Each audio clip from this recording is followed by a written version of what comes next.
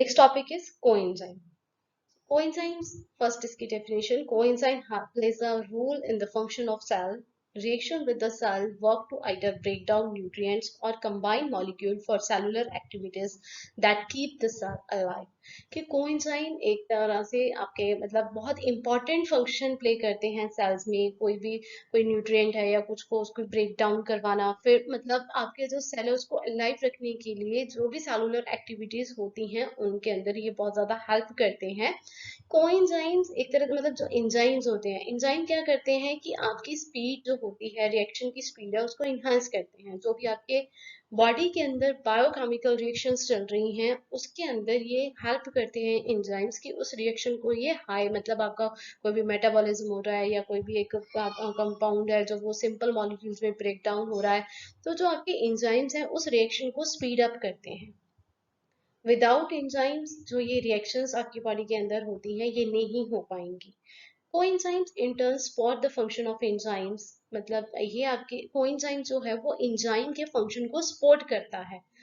आपके कोएंजाइम्स जो होते हैं वो आपके नॉन प्रोटीन ऑर्गेनिक मॉलिक्यूल्स होते हैं जो फैसिलिटेट करते हैं कैटलिस्ट और रिएक्शन ऑफ इट्स एंजाइम की. आपके बॉडी के अंदर जो भी रिएक्शन चल रही है उसका मतलब जो भी है, आप उसके अंदर एंजाइम या कैटलिस्ट यूज करता है उसको फैसिलिटेट करते हैं और उसको इन्हांस करते हैं स्पीड को. कोएंजाइम्स फर्दर दो टाइप्स के होते हैं आपके. एंड वो डिपेंड करता है उनकी इंट्रैक्शन के बेसिस पे. उनके इंट्रैक्शन के बेसिस पे हम उनको टू टाइप्स में डिफरेंशिएट करते हैं. तो coenzymes of first type often called को सबस्ट्रेट. जो फर्स्ट होता है that is called substrate and substrate in the reaction catalyzed by enzyme. The second type of the coenzyme is called prosthetic group and the prosthetic group remain bounded for enzyme during the reaction. आपका substrate क्या मतलब, हमने जब enzyme का topic पढ़ा था तो मैंने बताया था कि मान लो ये आपका कोई ये कोई मोइटी है ना, यहाँ पे कोई टाइटली मतलब की लॉक सिस्टम में हमने पढ़ा था, ये यहाँ पे जाके अटैक करेगा. तो ये है आपका सबस्ट्रेट. तो मतलब जो आपका सबस्ट्रेट होता है वो आपके जहाँ पे जो ये मोइटी है कंप्लीट उसी शेप एंड साइज का होता है ताकि वो उसके अंदर टाइटली फिट हो पाए.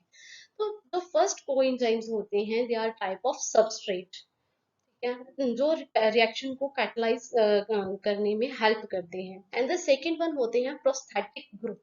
जो प्रोस्थेटिक ग्रुप होते हैं वो जब रिएक्शन होती है, कोई एंजाइम जो कोई रिएक्शन को प्रोसीड करता है, जो आपका प्रोस्थेटिक ग्रुप है वो एंजाइम के साथ बाउंडेड रहता है. Next one is function of coenzymes की कोएंजाइम्स के फंक्शंस क्या हैं. First, coenzyme work by binding to active site of the enzyme, the site that works in the reaction. Since enzyme and coenzymes are non-metal organic molecules, they bind together by forming covalent bond. Same जैसे मैंने पहले बताया कि जैसे ये कोई भी example ली थी, तो ये जो साइट रहती है जहाँ पे एंजाइम आके अटैक करेगा, this site is your active site. तो ये जो आपके कोएंजाइम्स होते हैं ये आपकी एक्टिव साइट के ऊपर काम करते हैं. They are like non metal organic molecules जो आपकी ये एक्टिव साइट है और यहाँ पे कोई भी आपका सबस्ट्रेट आके अटैक करेगा तो उसके साथ ये कोवलेंट बॉन्ड बनाते हैं. जो आपके कोएंजाइम्स होते हैं वो इलेक्ट्रॉन शेयर करते हैं एंजाइम के साथ, या वो लूज करेंगे अगर वो इलेक्ट्रॉन रिच हैं, या फिर वो गेन करेंगे. लॉस और गेन के साथ इलेक्ट्रॉन के लूज करना और इलेक्ट्रॉन को गेन करने से वो अपने एक दोनों के बीच में बॉन्ड फॉर्मेशन हो जाती है. तो दो coenzymes do not integral part of enzymatic reaction की आप उसको कोएंजाइम्स को आप किसी भी एंजाइमेटिक रिएक्शन में आप उसको इंटीग्रल मतलब उसको डिफरेंशिएट नहीं कर सकते हो, अलग नहीं कर सकते. Then third one function of coenzyme is covalent bonds are broken at the end of reaction and coenzyme return back to free circle. जब देखो फर्स्ट में ये आपका एक्टिव साइट था, एक्टिव साइट पे आके आपके सबस्ट्रेट ने अटैक किया, तो जब ये इन दोनों के बीच एक कोवलेंट बॉन्ड बन जाएगा. तो इन द एंड जब ये मतलब जब पूरी कंप्लीट रिएक्शन हो जाएगी तब ये जो बॉन्ड है वो ब्रेक हो जाएगा. दैट कोवलेंट बॉन्ड ब्रेक होगा एंड ऑफ रिएक्शन में, और जो आपका कोएंजाइम है वो फिर से अगेन बैक वो फ्री सर्कुलेशन ऑफ सेल में चला जाता है.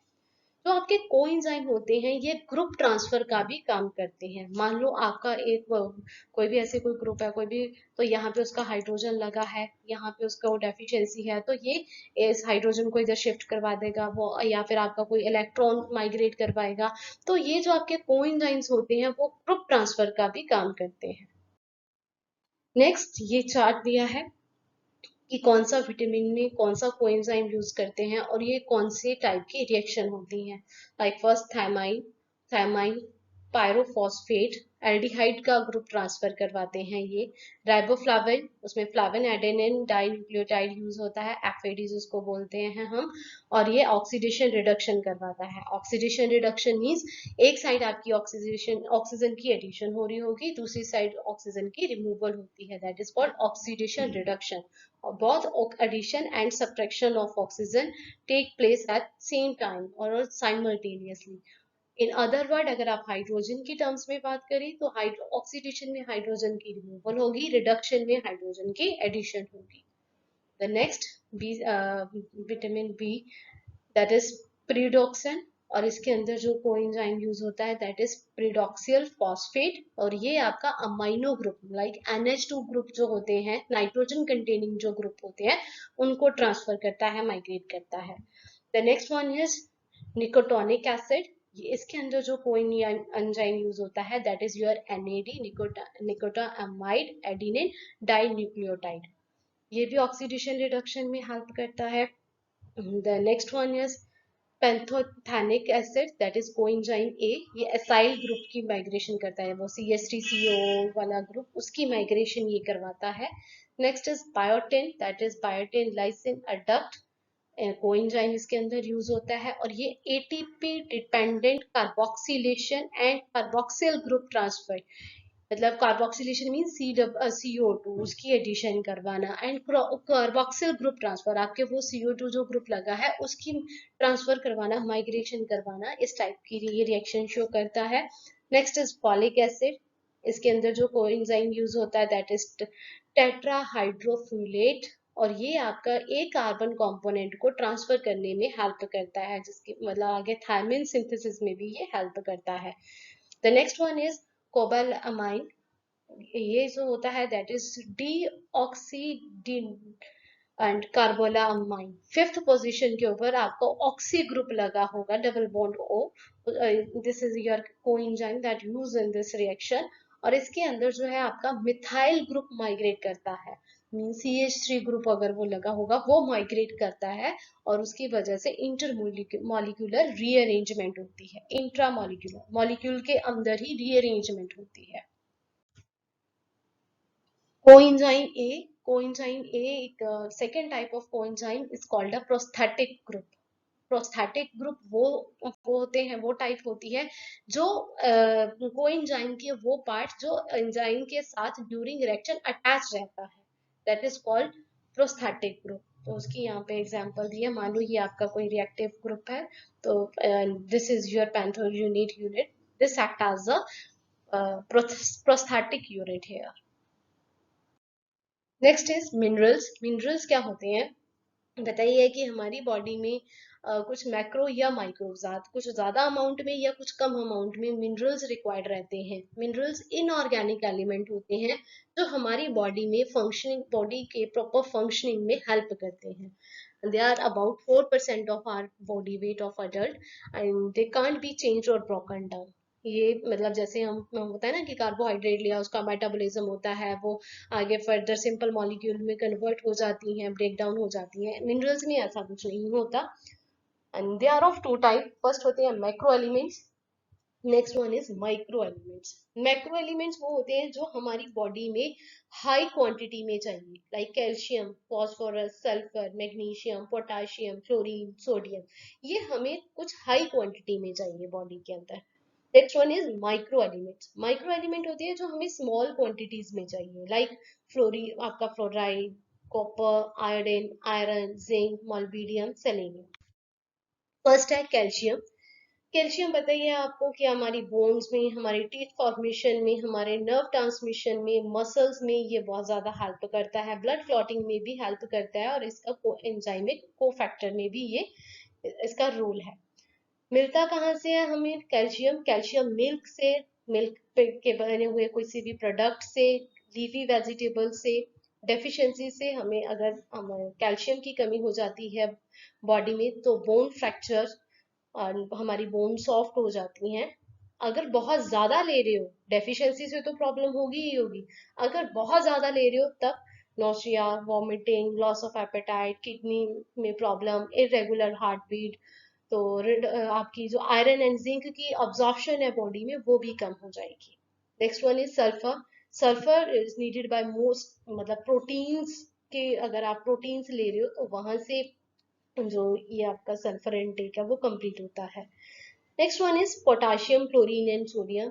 ये मतलब इसका फंक्शन है ऑस्मोटिक बैलेंस करके रखना, नर्व इम्पल्स का काम करना, मसल कॉन्ट्रैक्शंस में हेल्प करना, इन तीनों के फंक्शंस है। Next is phosphorus. फॉस्फोरस जो है बोन टीथ फॉर्मेशन में हेल्प करता है, एटीपी फॉर्मेशन में, creatinine phosphate, DNA, RNA, phospholipid and उसकी एक्टिव ट्रांसपोर्ट में हेल्प करता है। चीज, मिल्क, नट्स, एग, यहाँ से ये हमें मिलता है। अगर इसकी डेफिशिएंसी हो जाती है तो person have to suffer from hypophosphatemia with symptom similar to calcium deficiency. जैसे कैल्शियम की डेफिशिएंसी में जो प्रॉब्लम्स होती हैं वही फॉस्फोरस की डेफिशिएंसी में प्रॉब्लम्स फेस होती हैं। अगर आप इसका एक्सेस यूज करते हो तो ये कैल्शियम बॉडी में स्टोर होना बंद कर देता है। मैग्नीशियम। मैग्नीशियम भी एक तरह से कोएंजाइम एक्ट करता है फॉर एंजाइम्स के लिए, कि एंजाइम्स में की हेल्प करता है कि रिएक्शन को प्रोसीड अप करने के लिए, उनके बीच में कोवलेंट बॉन्ड फॉर्मेशन करने के लिए। सोर्सेस है जो, that is vegetable, cereals, beans, potatoes, cheese, animal tissue, वहां से मिलता है। अगर इसकी कमी हो जाती है तो हमारे बॉडी में कैल्शियम अब्जॉर्प्शन जो है वो ढंग से नहीं हो पाती। अगर ये बहुत ज्यादा बढ़ जाता है हमारी बॉडी के अंदर, तब इसकी वजह से हार्ट प्रॉब्लम होती है और ब्रीदिंग में भी डिफिकल्टी होती है। क्लोराइड, ये हमारी बोन को स्ट्रेंथन करता है। एक्सेस में अगर लेते हो तो टीथ ब्राउन होने स्टार्ट हो जाते हैं and brittle bone, fatigue, muscle weakness हो जाती है। आयोडीन। आयोडीन पता ही है थायराइड हार्मोन में हेल्प करता है, इसकी डेफिशिएंसी से गोइटर की प्रॉब्लम हो जाती है, मेंटल एंड फिजिकल रिटार्डेशन होती है। Third, the next one is iron. Iron जो है पता है हाइमोग्लोबिन एचबी काउंट को हमारे को मेंटेन करके रखता है। इसकी अगर एक्सेस में है तो एथराइटिस, हार्ट डिजीज, टैब जो है, और इन्फेक्शन डिजीजेस, इन्फेक्शियस डिजीजेस हो सकती है, कोई भी इन्फेक्शन इजीली हमारी बॉडी को लग सकती है, और cancer. Next is copper. Copper भी एज अ एंजाइम के साथ, एंजाइम्स के बीच में को फैक्टर का काम करता है। इसकी डेफिशिएंसी से भी एनीमिया, इम्यूनिटी में इम्पेयर्ड इम्यूनिटी, और ऑल्टर्ड आयरन मेटाबॉलिज्म, आयरन का मेटाबॉलिज्म ढंग से नहीं होने देता। जिंक, वो एज अ को फैक्टर फॉर एंजाइम काम करेगा, टेस्टोस्टेरोन्स की सिंथेसिस करेगा और स्पर्म डेवलपमेंट करता है। डेफिशिएंसी डिजीज क्या है? ये हमारे इम्यून फंक्शन को रिड्यूस करता है। उसकी वजह से मतलब जिंक की कमी से vomiting, gastric upset and slow absorption of copper, copper की अब्जॉर्प्शन बॉडी में नहीं होगी ढंग से। Next is molybdenum. Molybdenum first work as a cofactor for enzyme and second अगर इसका excess में आप use करते हो तो ये कॉपर सिक्रीशन, कॉपर को रिड्यूस मतलब बाहर निकालना, सिक्रीट करने में ज्यादा करता है। तो दिस इज द, अगर एक्सेस में आप लेते हो मॉलिब्डेनम तो उसका ये साइड इफेक्ट है। Selenium. Selenium first act as a cofactor for enzyme and deficiency disease में मसल पेन होना, वीकनेस होना, impaired immunity, ये सब। The last topic for today is water.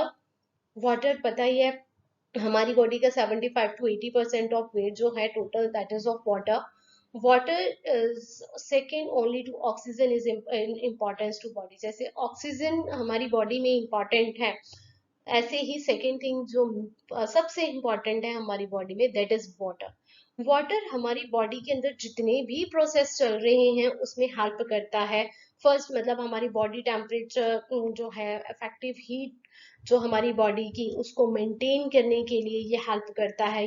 Water is a natural solvent.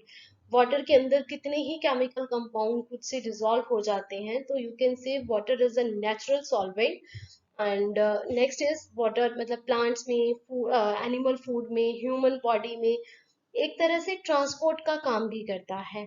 Water is migrate, और पता ही है।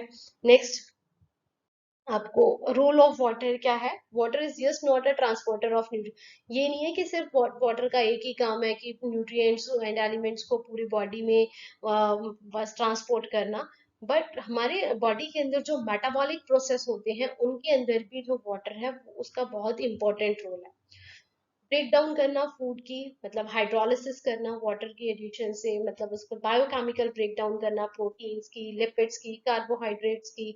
जो complex food होते हैं उनको सिंपल यूनिट, मतलब सिंपल मॉलिक्यूल्स में कन्वर्ट करने में, मतलब उनके मेटाबॉलिज्म में हेल्प करता है आपका water. Next, internal creation of water. The water, on the other hand, different metabolic reaction create water internally. This water is referred to as metabolic or endogenous. The body of sedentary person produce about 250 to 350 ml of metabolic endogenous water. ये नहीं कि जो हम पानी पीते हैं वही हमारी बॉडी के अंदर रहता है, कहता समटाइम कुछ मेटाबॉलिक और एंड्रोजनस जो रिएक्टिव अंदर हमारी बॉडी के अंदर रिएक्शन चलती हैं उनकी वजह से भी हमारी बॉडी में वाटर सिक्रेट किया जाता है। That is about 250 to 350 ml of water एक दिन में, ये जो आपकी मेटाबॉलिक एक्टिविटीज है वो सिक्रेट करते हैं। नेक्स्ट इज वाटर जो है एक तरह से हमारी बॉडी के अंदर जितना भी वेस्ट है उसको बाहर निकालने में हेल्प करता है, मतलब in the form of urine. हमारी बॉडी का जितना भी अनवांटेड सब्सटेंस होते हैं बॉडी से वो रिमूव होते हैं। और वाटर एक तरह से ल्यूब्रिकेंट का काम करता है हमारे जॉइंट्स ऑफ बॉडी में। ऑल द क्यों वाटर हमारी बॉडी के लिए इम्पोर्टेंट है।